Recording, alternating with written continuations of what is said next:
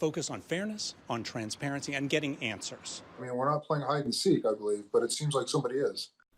Questions are being raised tonight about transparency surrounding California's top insurance boss. A 7 on Your Side investigation involving Ricardo Lara's taxpayer-funded travel around the world during key insurance hearings is still trying to get answers. A significant chunk of Lara's travel records remain missing, and a state audit is on the line. 7 on Your Side Stephanie Sierra is here with an update on the work that's being done to get answers. Stephanie. Yes, Alma and Dan, for more than 4 months now, we've been requesting records on the commissioner's travel expenses, specifically the business purpose for the most expensive taxpayer-funded trips. And week after week, we've failed to get any direct response. So now we're wondering, why is it so hard to get this list? As you know, Michael, for months now, we've been trying to get answers as to the business purpose for the commissioner's international taxpayer-funded travel. And we have yet to get a direct answer from your office with our specific questions. Why is that? Well, Insurance Commissioner Ricardo Lara is a national leader. He's a global leader. This is California Insurance Commissioner Ricardo Lara's Deputy Commissioner of Communications, Michael Soller, a staffer we've been emailing over the past year while struggling to get answers about the state's insurance crisis, including most recently why the commissioner was absent for nearly all the Senate insurance hearings since assuming office while traveling abroad or cross-country.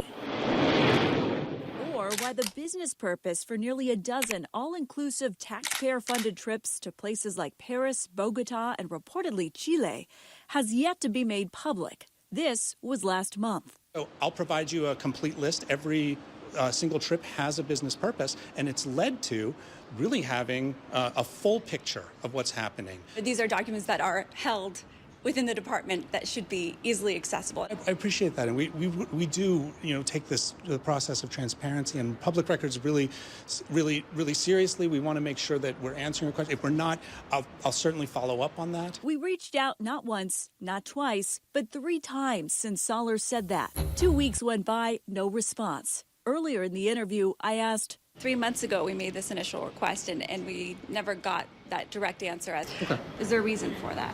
Well, I know you've been making public records requests, and we've been working really expeditiously to respond to those requests. I hope you feel that we are responding with records. To be frank with you, I haven't felt that way. Here's why. Let's go back to January 13th of this year. That's when our first records request was sent to the California Department of Insurance. In the weeks that followed, we checked back again and again and again, each time with specific questions about a series of international trips.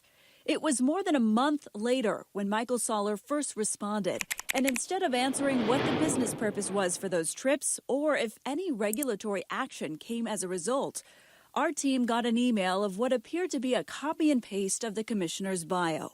So we followed up again twice, in part because the commissioner's former staffer, a manager who processed these records at CDI and CalHR, told us they should be easily accessible. The department's having stuff in the cloud, so a lot of this information is really literally at the touch of somebody's fingertips. But the next day, we were told we have conducted an exhaustive search and found no records of attendance at these events. Yet, we found the commissioner was pictured at nearly all of them online, on the front of press releases, and all over social media. In some cases, even his own public schedule at the time noted he was there. To give Soller the benefit of the doubt, we followed up again. It was arguably one of the most unproductive email exchanges I've had with a government agency that campaigns on promises of transparency. We followed up again and again. I feel like a broken record here, but each time the question's very simple. What was the business purpose and what happened as a result? And his last email shared no answer, but this: I'm glad we were able to help you. Fast forward 3 weeks later to this interview. Again, our hope was just to try to hear your side. And I really appreciate that because we're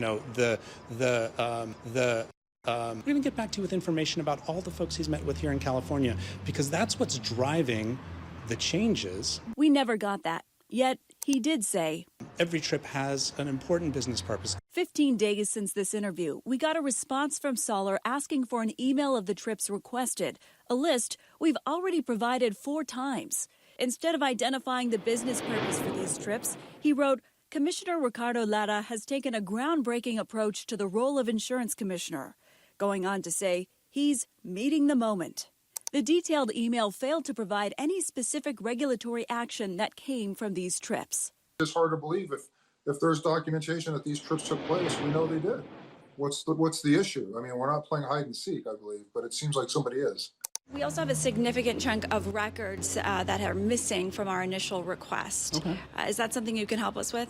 Yeah, absolutely. Please reach out to me. I wasn't aware of that, so if there's things that are We have sent missing. you several emails explaining that, but I'll re-forward them to you. 7 on Your Side found the commissioner made at least 46 trips across the globe since assuming office in 2019. But the records provided by his office are missing receipts and required travel documents from at least 30 of those trips.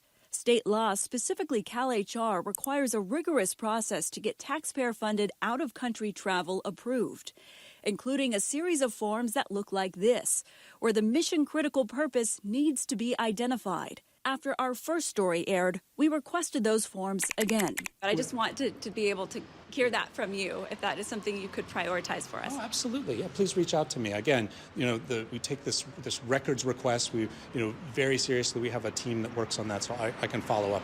Yet, we never got them. In fact, aside from one, the department only provided records of a handful of trips that we already had. And in some cases, staff forwarded emails showing these records do exist, yet failed to attach them.